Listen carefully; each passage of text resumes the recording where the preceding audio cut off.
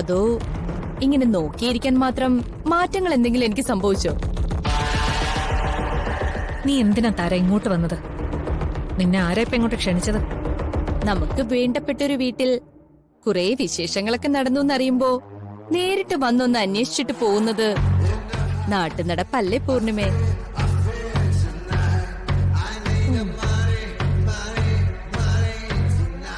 ആരാ? ഒന്നുമില്ലെങ്കിലും നമ്മളൊക്കെ കോളേജിൽ ഒന്നിച്ച് പഠിച്ചവരല്ലേ, ഒരേ മേഖലയിൽ മത്സരിച്ച് ജോലി ചെയ്യുന്നവരല്ലേ.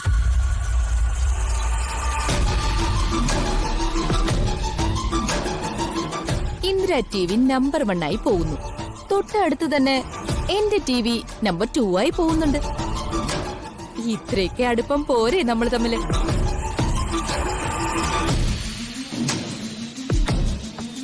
അല്ല, ഇവിടെ പൃഥ്വിയുടെ കല്യാണം കഴിഞ്ഞു എന്നൊക്കെ അറിഞ്ഞു. ഞാൻ വിദേശത്തായതുകൊണ്ട് പങ്കെടുക്കാൻ പറ്റിയില്ല.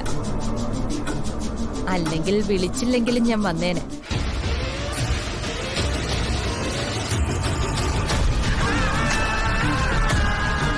പിന്നെ മഹാദേവൻ അങ്കിള് വയ്യാതായി ഹോസ്പിറ്റലിലായിരുന്നു അല്ലേ? അല്ല, ഇപ്പൊ എങ്ങനെയുണ്ടെങ്കിൽ ഹെൽത്ത് ഒക്കെ ഓക്കെ ആയോ? അതെ, ഇപ്പൊ ഓക്കെയാണ്. ഗുഡ്.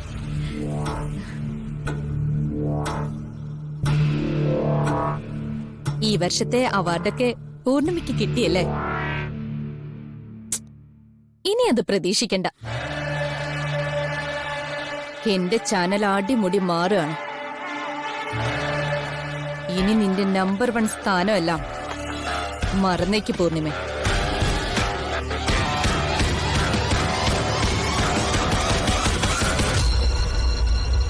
താനാണോ ഈ കുടുംബത്തിലേക്ക് വന്ന പുതിയ പെണ്ണ്?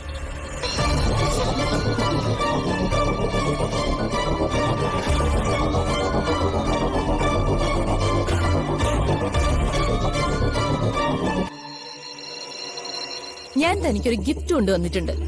ഇതാ, വാങ്ങിച്ചോ.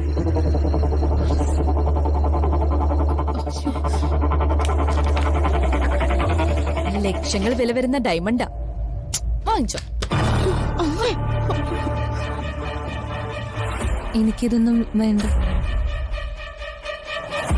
ഈ വീട്ടിൽ കയറി വന്ന് പൂർണിമ ചേച്ചി എതിർത്ത് ഇൻസൾട്ട് ചെയ്യുന്ന പോലെ സംസാരിച്ചിട്ട് എങ്ങനെ ഗിഫ്റ്റ് തരാൻ തോന്നുന്നു?